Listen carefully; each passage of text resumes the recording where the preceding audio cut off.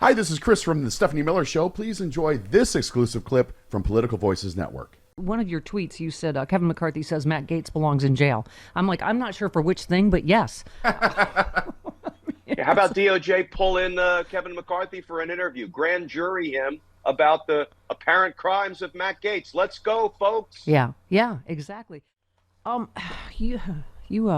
Whenever you talk about voting, I'm like, does that mean he's not going to prison? But, we can be improv artists. We can say yes and both. But you just said, look at Trump's holiday message to the American people. How about we make sure this kind of hate, racism, and indecency never again sees presidential power by going to the polls in November 24, numbers too big to rig and too real to steal. We are going to be the final gate, aren't we, on our democracy? Yeah, I mean, the indecency of Donald Trump it's just staggering when you see him send out a heartwarming holiday message to the American people that starts with "Happy Thanksgiving." Now all you racist SOBs going after. I mean, it's beyond a Saturday Night Live skit, right? Yeah. And we're enduring it, and we're almost endorsing it. Now here's the good news. I don't think there's a chance Donald Trump gets reelected. I just don't think there's a chance. I don't either. I also don't know that he ends up being the nominee once he is convicted and sentenced No, I've to said prison. the same thing, Glenn. But at the same time, I want us to stay terrified. So I'll now in the next segment I'll say that I didn't say that. But go ahead. Right. Yeah, and I want the witnesses to stay safe until we get him convicted, and that is really where my greatest concern is right now. Yeah. No, exactly. Nicole Wallace, who I miss desperately. I mean, could she hurry up with this child rearing situation? But she just said, I think we all know some really bad is about to happen. You know, it's just, I mean, you know, as you say, on cue, he's going off on the judge's wife for a Twitter account. She doesn't even have a Twitter account. It's not even her. And it's just, you know, the fact that someone could get injured or killed based on yet another Donald Trump lie is just terrifying. So when will we neutralize the threat as the law allows? That's the question. I mean, the law is clear. If you're on pretrial release in a felony case, he's on pretrial release in 4 felony cases, state and federal, and there's clear and convincing evidence you pose a danger to even a single person in the community. Donald Trump poses a danger to all of America and American democracy. The law says you should be detained pending trial.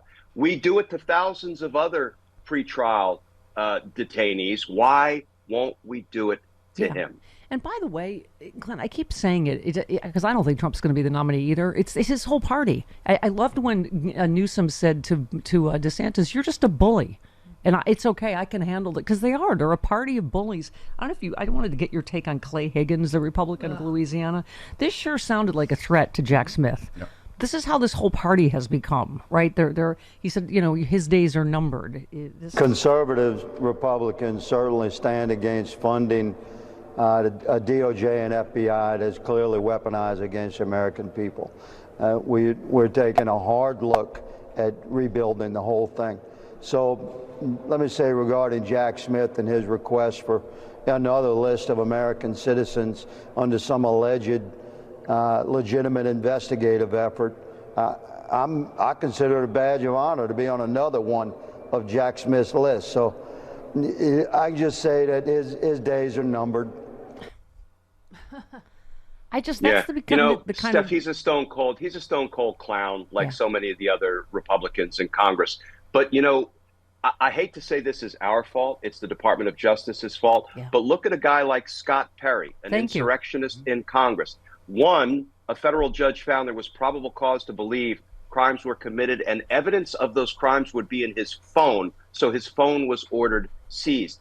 2, he asked for pardons. He asked for a pardon for the crimes he knew he committed on and around January 6th. And 3, we now have seen the text messages between he and corrupt DOJ official Jeffrey Clark. You know what we call those kind of messages? Co-conspirator statements. Do you know there's enough to arrest and indict Scott Perry based on the public reporting for being part of the conspiracy to overturn the election's results? But what do?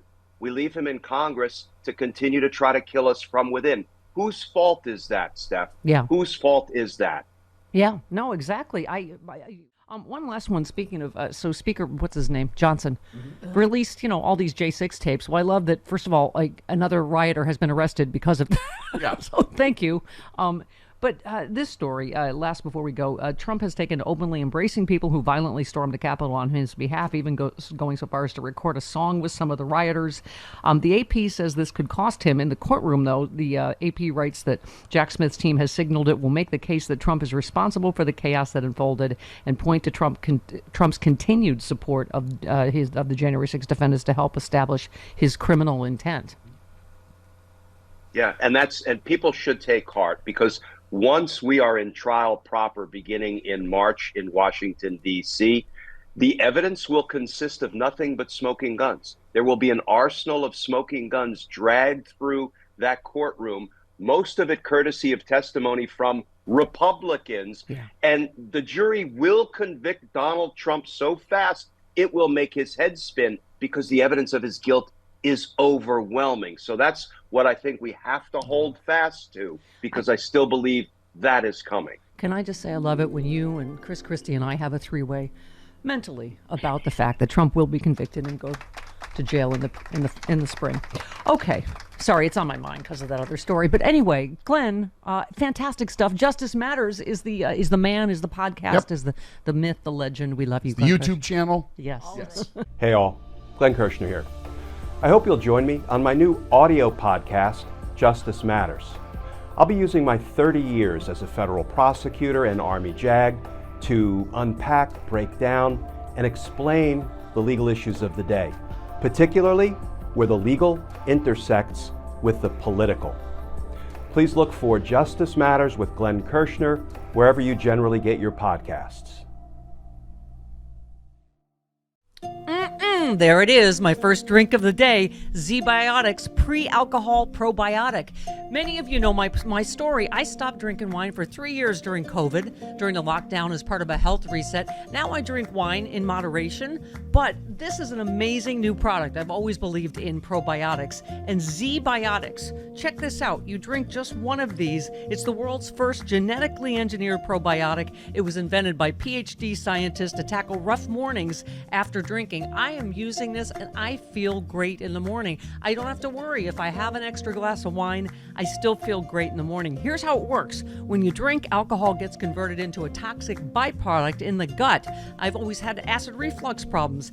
It is this byproduct, not dehydration, that's to blame for your rough next day. ZBiotics produces an enzyme to break this byproduct down. All I know is it works. It is ZBiotics Pre-Alcohol Probiotic. Go to zbiotics.com/politicalvoices or scan the QR code on the screen right now.